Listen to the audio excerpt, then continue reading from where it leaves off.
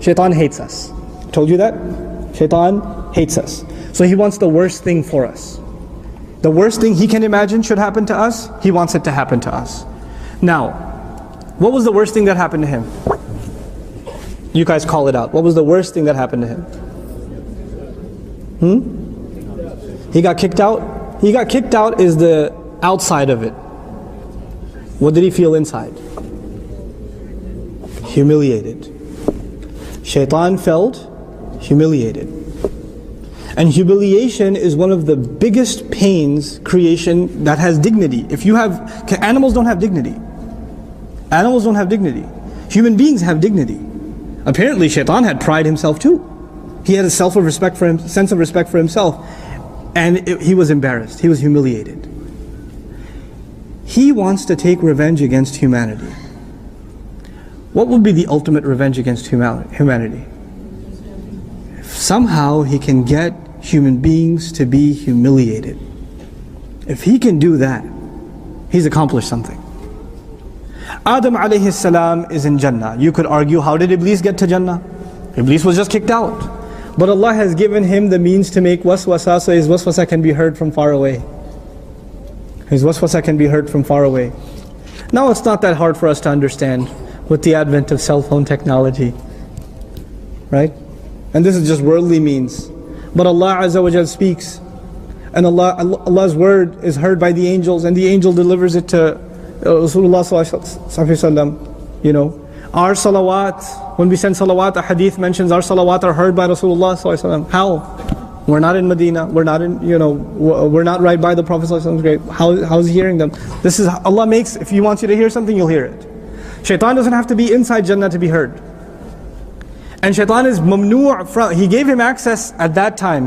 Don't worry. When we go into Jannah, by Allah's mercy, when we go into Jannah, he's no longer got access. This was limited time. This was part of the test.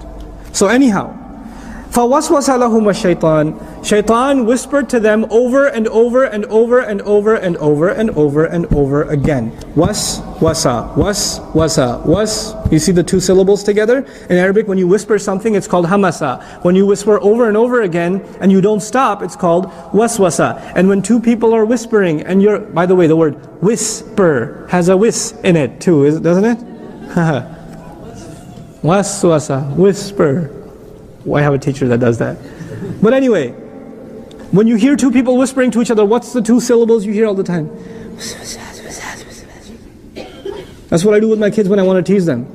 I say, Walid, come here, let me tell you a secret. Imad says, I want to know the secret. No, I can't tell you. Shaitan whispered. And linguistically, waswasa also means someone who whispers from behind you. And when you turn around, no one's there. He hides himself. He hides himself. So you start thinking after a while, these are your own thoughts. It's not even Shaitan. Shaitan made waswasa put to both of them. Who's both of them? Adam and Hawa salamun alayhima. Okay. Then he says li. This word li it's got a mountain in it. This word li, it tells you everything. Allah says he whispered, Shaitan whispered to both of them for the reason. Why did he whisper to them? What was his agenda? What did he want to do? Now you could say because he wanted them to disobey Allah, because he wanted them out of Jannah, because he wanted them to disbelieve, because he wanted them to go to hellfire. Because. Allah says, let me tell you what his ultimate agenda was. لِيُبْدِيَ لَهُمَا مَا وُرِيَ عَنْهُمَا مِنْ سَوْآتِهِمَا So he could expose to each other that which was covered of their private parts. Shaitan's ultimate agenda was to get clothes removed from our parents. That's what he wanted. Now you have to think. I was thinking maybe Allah is going to say, Shaitan wanted them to eat from the tree. Right? Because Allah says, don't go near this tree. Shaitan wanted them to eat from the tree.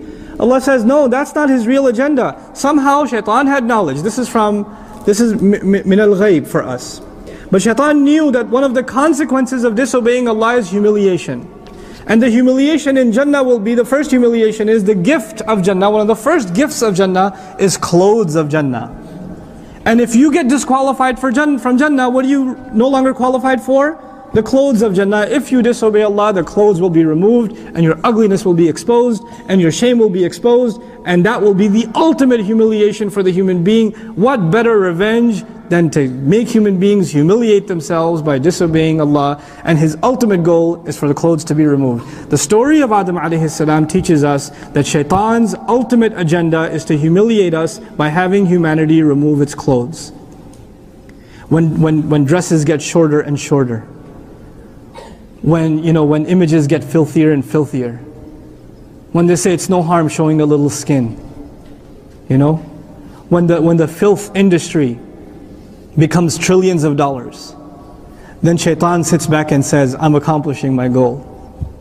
I got to do with the children of Adam what I always wanted, for them to remove their clothes, to not make a big deal out of clothes.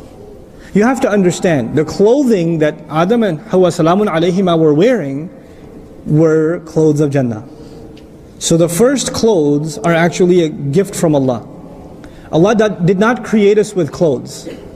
Allah did not create us with clothes. Allah says, Inni khaliqun basharan. You know what bashar comes from? Bashar comes from bishr. Bishr means skin. Allah created a creature which was just skin.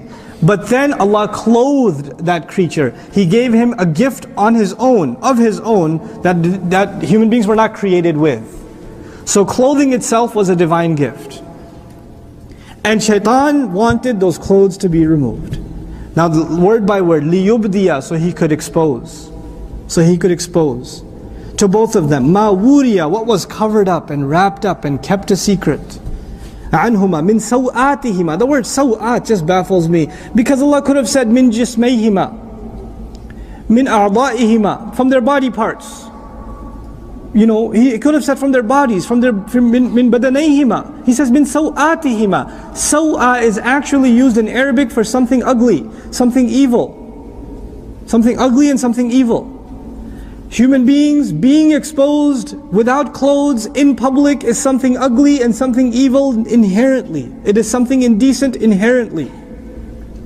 Sawa is also used for a corpse. In the same surah, sawata akhihi, when Habil and Qabil's story happens, the story of Habil and Qabil? Qabil killed his brother Habil, and he doesn't know how to bury the corpse of his brother. Kayfa yuwari sawata akhihi. Same word again. The corpse of his brother. And a corpse is not something you want to look at. It's something inherently ugly. In the fitrah of the human being, in the nature of the human being, it is not tempting to look at nudity. In our nature. But when our nature gets corrupt, Allah created us with a beautiful nature. But when that nature gets corrupt, then you want to look at nudity. And if you have that temptation overwhelming you, that means something has been corrupted in your nature. Something has been removed. Because inherently, nudity is called ugliness in the Quran. Nudity itself is called ugliness. Sawatihima. That's what it's called.